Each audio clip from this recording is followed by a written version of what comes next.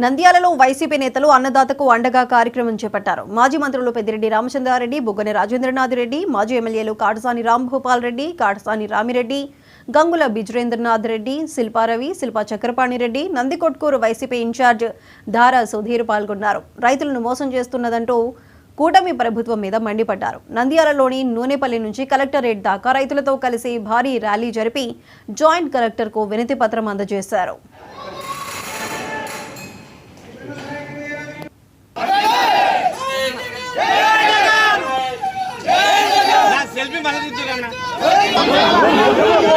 కోసం ప్రత్యేకంగా అనేక కార్యక్రమాలన్నీ కూడా అనౌన్స్ చేశాడు.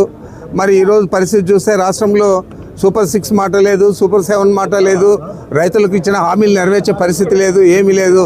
అంచేతే రాష్ట్ర వ్యాప్తంగా వైఎస్ఆర్ కాంగ్రెస్ పార్టీ మా నాయకుడు జగన్మోహన్ రెడ్డి గారి ఆధ్వర్యంలో ఈరోజు ఈ ధర్నా కార్యక్రమాన్ని ఏర్పాటు చేసింది. ర్యాలీగా వెళ్ళి మేము కలెక్టర్లకంతా ప్రతి జిల్లాలో కూడా అర్జీలు ఇచ్చి రైతులను ఆదుకోవాలా.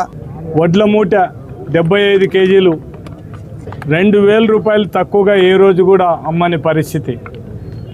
ఒకవేళ మార్కెట్లో రేటు తక్కువ అంటే గవర్నమెంటే ప్రొక్యూర్ చేసే విధంగా దగ్గర 1900 రూపాయలతో కొనడం, అంటే 1725 రూపాయలు ఎంఆర్పి రేట్ అయితే, మన మినిమం ప్రైస్ రేట్ అయితే ఎంఎస్పి రేట్ అయితే ఆ రేటు కంటే ఎక్కువ కూడా మనం 1900తో ప్రభుత్వమే సేకరించిన పరిస్థితి. అంటే జగనన్న రైతుల మీద ఎంత ప్రేమ ఉందనేది కూడా మనం ఒకసారి ఆలోచన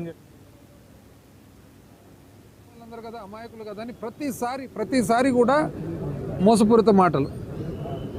నీకు 15, నీకు 15, నీకు 18 అని చెప్పి రైతులకు ఏం చెప్పినానండి? 20,000 రూపాయలు రైతులకు ఇవ్వవలసిన పరిస్థితి ఉంటే బడ్జెట్లో ఎంత అవసరం ఉంటుంది? 10,500 కోట్లు కేటాయింపు అవసరం ఉంటుంది. 10,500 కోట్లు కేటాయింపు ఉంటే అప్పుడు 20,000 రూపాయలు ఆంధ్ర రాష్ట్రంలో రైతులకు ఇచ్చేదానికి అవకాశం ఉంటుంది. బడ్జెట్లో ఎంత పెట్టినారండి? 1000 కోట్లు.